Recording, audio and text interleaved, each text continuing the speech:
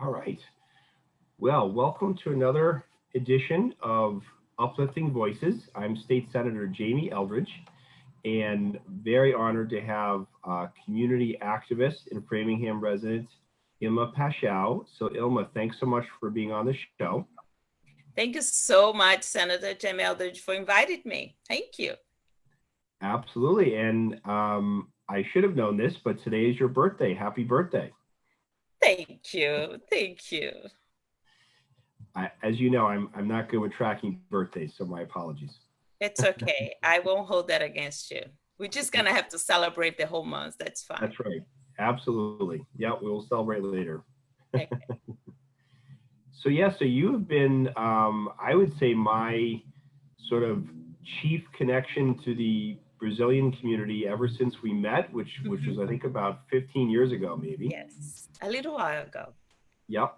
And I, have been interviewing different, Black community leaders, and I think sometimes, and I've gotten to know the Brazilian community well enough that I've really come to realize that often Afro-Brazilian voices are often not heard or respected, whether here in the U.S. or in Brazil. And just wanted to have the opportunity to talk about that because we're hearing so much about how Black voices are silenced, and issues around diversity and obviously interactions with different aspects of society, and wanted to have a chance to talk about that.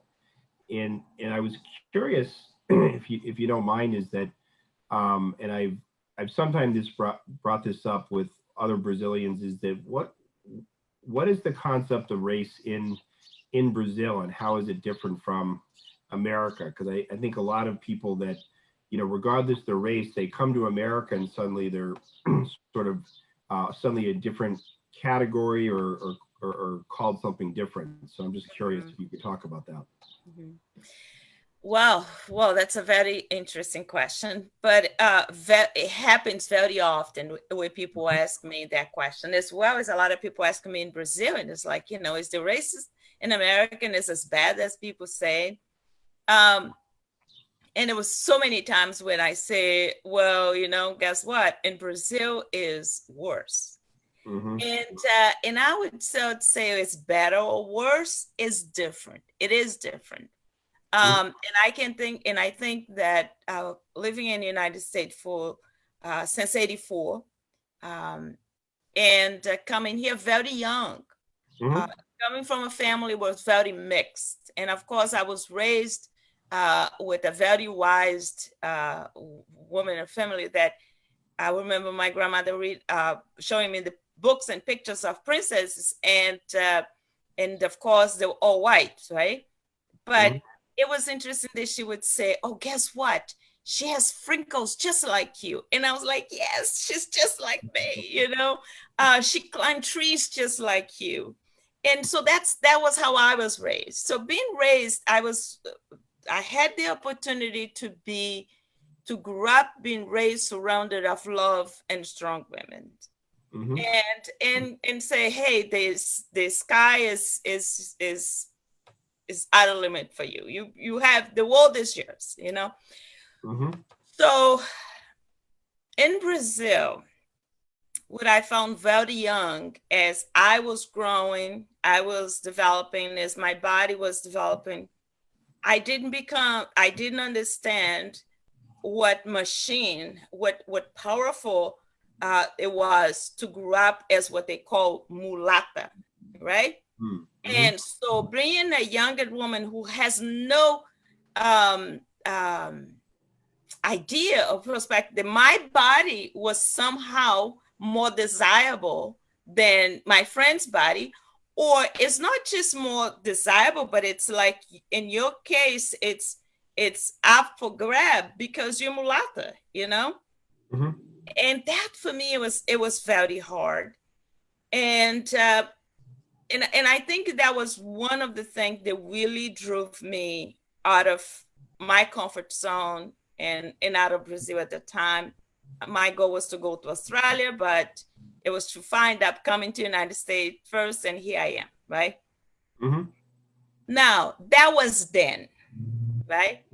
Here, the situation that I see with the Brazilians is that we completely put a fold in our eyes when it comes to races, because the prejudice is almost part of our DNA, right? We have many ways of disqualified the most precious things that we have, which is our own, right? And we don't put that value there. So for me, being a woman and a woman of color, it's okay. But once that you reach a certain level of success, then you step out of your comfort zone. Then is when most of the time you are going to find people that is going to try to show you your place, which place that is, because of success. And one thing, not that I never didn't know that, I knew, but it's almost like it's so common that if you pick a fight, every time that you feel that somebody is treating you with a prejudice attitude, with the racist, you always be fighting. So yes, the race is there, but I think the difference between the race in Brazil and here is that it's very it's almost like a natural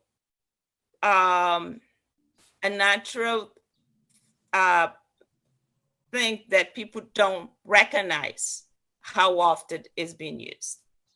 And I think that's the challenging things with race or anti-blackness is so many situations where it's not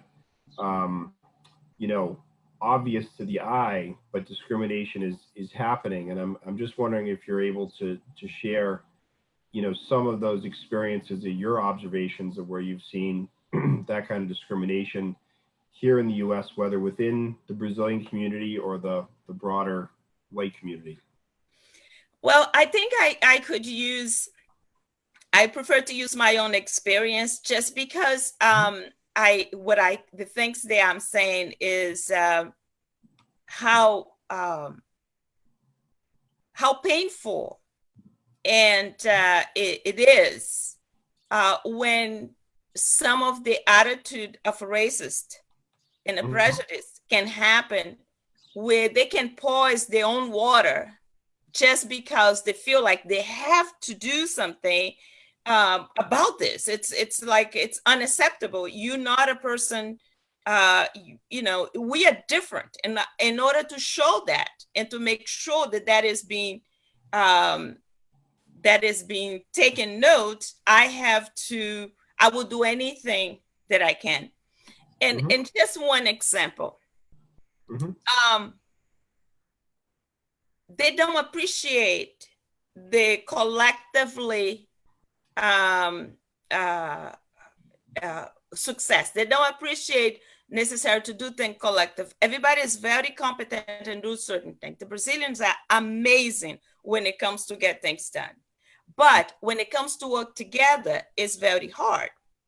And it comes a lot with the insecurity. It's coming a lot with the overconfidence, but it's a lot to do with the prejudice that they don't even understand themselves.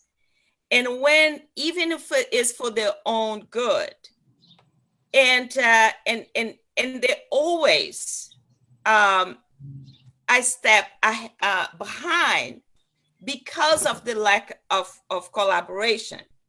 And when it comes to that, it's not necessary just because they don't want to happen.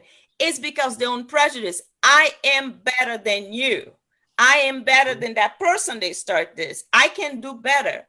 But I am not going to step because I am not going to be involved with this. I am better. And there's always that situation where we grew up in Brazil in certain ways. This class is better to that class. This people is from this state and this is from that state. Therefore, we are better. And that prevent us to understand our qualities, our differences, and put it on the side and build something collectively. And then another thing, which is so painful on our community, is that we fought a long time to get people who speak Portuguese in places of power, right? Mm-hmm. And sometimes when those choices are being made, there sometimes can be choices made by hire somebody who speak the language, but they're even more prejudiced than somebody who would be white and does not speak that language at all. And so not having, and that is something that unfortunate had happened a lot in, and I'm not gonna, it's not just, believe me, it's not just in the Brazilian community, but sure. Since we're talking about Brazilian here, this is something that is happening. So in my experience, the worst things that had happened is when we get someone who's even more prejudiced, the prejudices themselves, and who comes from privileged families in Brazil. And then here they get a position and they use that power with the same prejudice or worse prejudice that there would be if you had somebody there who didn't speak the language. Did I answer your question? Yeah, so sort of racism within the Brazilian community. Yes. Once people come here. Yep, absolutely. And so obviously we're at a moment of, national protest, due to the murder of George Floyd. You have, Black American leaders, Black Americans, leading these protests, including in Massachusetts. Do you see that generating any discussion within the Brazilian community about race, or is that something that is looked at separate from the Brazilian community? The Brazilian community, not necessarily here, but in Brazil, they has already started conversations about, in fact, there was a group of, I think, 50,000 Brazilian women, most of them Afro-descendant, talking about races, and they had a whole class for like a couple months online, and Professor Eliana Marcolino was part of it. So which is amazing conversation. We also have Mauricio Pestana with Raça.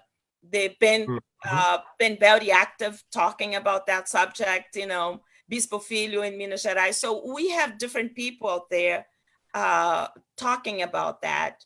And as we had here, and unfortunate what happened here is happening in Brazil every day, but people would not talk about it. To have a Black person, Brazilian, being abused by a police in a street like that, people probably would not even stop to look.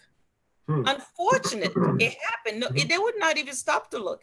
And some people is going to say, no, that is not true. I know what it is to be Black in Brazil.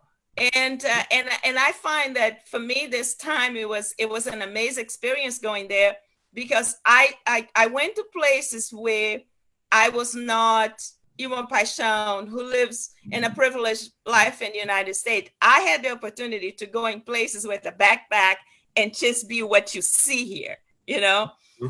And to be able to know how you were treated. And I was like, oh, really? And so that for me is to think that conversation is far from, it's a lot of good intention. And I think it can happen, because I have never seen a human being in the world. They have a better heart and most warm heart than Brazilians. So I believe that can happen, but we're not there yet, and we need to get there. Absolutely. And talking about Brazil, I mean, when I've been to Brazil, I mean, there never was a civil rights movement, right, in Brazil for indigenous people, for Afro-Brazilians. Is that correct? Yes. No. Compared to the U.S. No. Is that is that movement is growing in Brazil, isn't it? Though that's my perception. I believe, and now is even worse. I always been involved one way or another. I Mhm. worked very close with few indigenous group in Brazil, um, for a long time, Chucurus and some others, and it's painful to see how many lives has been lost. How many lives has been lost, and not just amazing people that is historic. No one is going to ever come and do what they have done. Mhm. But not only they were the intellect, which there's so much of intellectual power that is just Mhm. being lost because the races are different, because of races. And I can't appreciate who you are and what you do because you're black, because you Indian, because and that needs to be changed. The I think the gender is getting better, but I think when it comes to color is really bad.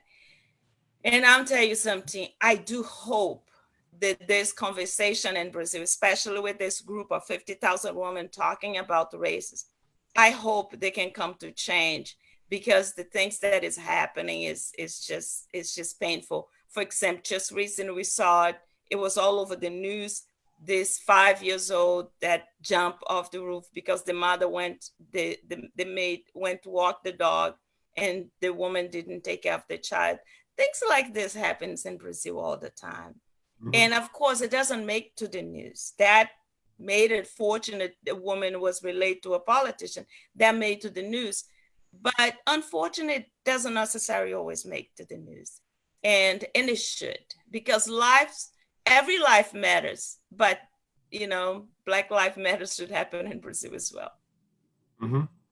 And speaking of Black Lives Matter, I mean, what is your um, perception of the protests that have been happening? How do you see it impacting the conversation here in the U.S. and are you hopeful for real change around racial justice in America and in Massachusetts now? So you know something, Jamie? I felt that with everything that has been going on, it's I find myself sometimes seeing of joy to see this happening. At the same time, sad to see that is a lot of anger in people from both sides. Sad to see that there's been a lot of violence from both sides, Mhm. and it shouldn't happen like this in order for us to see the change that we need. But I'm happy to see that the conversations is on the table. Although I believe in order for the real change to happen, we're gonna have to start in the families, at home, in the schools. The schools has a very important roles in order for that to change. And um, and and some of the things that is so basic, but if we don't identify a way to bring back love into the families, Mhm. and into our hearts, and love and forgiveness into our hearts, it's going to be very hard for us to find a place of peace. Because I can't, every time that I look a person, I work very close with the police in Framingham, right? Mhm. I always think the police in Framingham is my whole model. Now, it was not always like that. If you see my history, I had hell with the police in Framingham. Now, is like, even if I'm someplace else and something happened, I'll call them first before I'm gonna call the local police and say, "This is Mhm. cooking. What should I do?" Mhm. And to have that kind, and I'm not having that relationship with the police in Framingham because I, guess what? Them is no, because I know I can. There was time when I knew them, I worked, I volunteered, and I didn't have the confidence of doing that. Mhm. I had, So things but have improved. The Framingham police have improved their relationships with minority communities. tremendous. And Mm. the reason they did, it was with training, it was with meetings, it was with involvement. And Bob Happert did an amazing job when they came, when everybody was talking about police reform. You know, he was there. Chief Fagans, he was there, and he was involved for a long time. He came in and it's like, you know, in tasking and said, we're gonna make those changes. And they did. And of course, there's still some people there. They has a lot to learn. But what I thought it was interesting, it was back then was a case where they say, oh, there's a lot of not good officers over here, right? But once that changed, the ones that they could just be let go, they lost that power, that abuse of power, and they worked with the system. You know what I mean? And I think, and it can be done. If he was able to do in a place like what we had, yes, it can be done. And it doesn't need to be with violence. It doesn't need to be without money, because we know there's cost. And the same way, the confidence in the homes, it's important for the families to be able to be built. I think the confidence for you to go to work and work, especially when you work in the front line like this, it's as important. So I believe we can have change, but we have to work together in order for that to happen. And that's encouraging to hear that that's happened in Framingham. What about the broader, excuse me, community in Framingham? Is that, I mean, there's been such a long Brazilian community in Framingham, and yet until recently, I think there was still sort of a denial of that fact. But do you feel that things have changed in Framingham? Well, we had a lot of change in Framingham, but I believe Framingham now, the Brazilian community, I would say, it never been so divided as it is right now. And I am very, how do I say, in some ways bring me some sadness to see, because this is the time where we need the most. You know, this is the time where we need the most. And one of the reasons we need the most is because, you know, the community has matured in a certain level. I remember when we're doing the revitalization of downtown Framingham, right? 10, 15 years ago, when that conversation started to be stronger on the table. We had many meetings, many things happened in order for that to get to that point. And I remember one time Ed Markey was saying to us that we needed to fight in order to stay. But the thing about it is, it's not just to stay, is how can we sustain ourselves when the change happen, right? And so for me to see that now we can have that, because especially after this pandemic and everything like this, but we didn't strengthen ourselves enough to support that, you know? So Framingham, with the main street, to have a main street with 60% of the business is Brazilian, is a minority business. Fantastic. In the moment of growth, now what? Are we gonna be able to sustain that? So the process to make that transition possible was not there. And one thing that it breaks my heart is because having the opportunity to, you know, is to be in the urban studies and plan with at MIT, you know, with some professors that have done work in Main Street for so long, we had few opportunity to bring some things to the table. But unfortunately, we are so, you know, the Brazilian business, they were not prepared to observe that information. And the local government was not necessarily sure if they want that to happen, right? So when we built BRANEC, which is the Chamber of Commerce, it was to be able to help institutions, to be able to help situations like that. That even if not every individual business was quite prepared in order to sustain the situation, whatever situation was coming on, but at least they would have a professional, they would be able to do that with them. But it didn't work because people were not ready. They're like, oh, I don't need it, you know? And then when they need as individual, they don't have a place to go. So and that is good. So for example, the school, we have a large percentage of students in the school system that is Brazilian. Mm-hmm. And the parents are not necessarily involved in the way they need to in order to be able to help the school and to be able to help the kids with the transition they need to go. And Mm-hmm. so there's a lot of things that brings a lot of concern to me when it comes. We have over 60 churches in Framingham, which is amazing. We hope all of them are full. Mm-hmm. But if we don't have places where people can collectively build for the future. One thing is for us to have something to eat today. Another thing is when we have to put a suffer for the winter time that's coming. And so we have not been prepared to build the reserve that we need for the winter time to feed everybody in the winter time.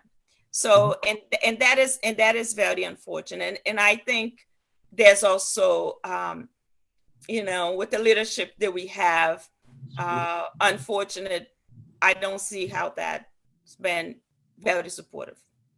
Does the school or does the leadership of the city have to do better outreach to immigrant communities in Framingham? Is that I think I thought having a city, we were gonna have more of that, but I think it made it so much worse. It made it so much worse, and I am very afraid after this pandemic, what is going to happen. I really hope and I urge the people really be more supportive of each other, be more tolerant of each other, and work together, because it's going to be very hard. Especially we have a large number of children, teenagers at different age groups in Framingham, that if we don't make that happen, it's going to be very sad. A lot of small business that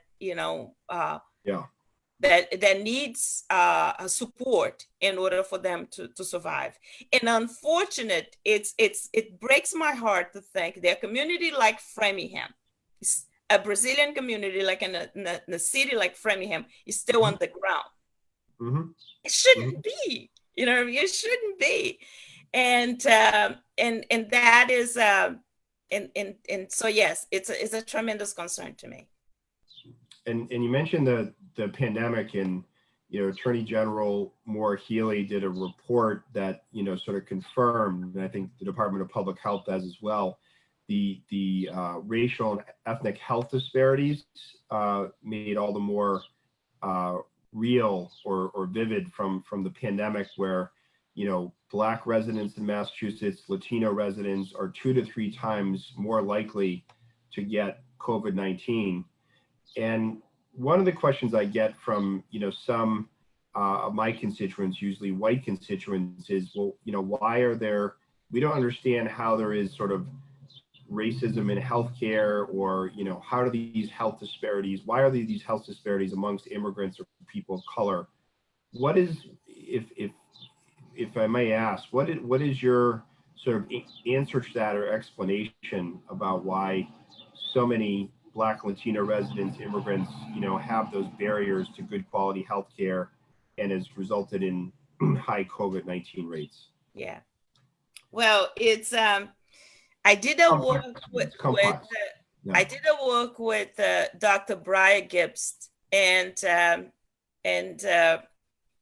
the Metro West Foundation years ago, which result with the opening of Kennedy clinics and other, and it used to be worse. Believe it or not, it used to be worse. One of the reasons it happens is, one, people when they come here, a lot of them already don't have the habits of going to the doctors, right?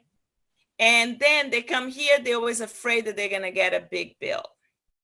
And that is another thing. But but it's so funny because sometimes even people who has insurance, they still have difficult going to the doctor.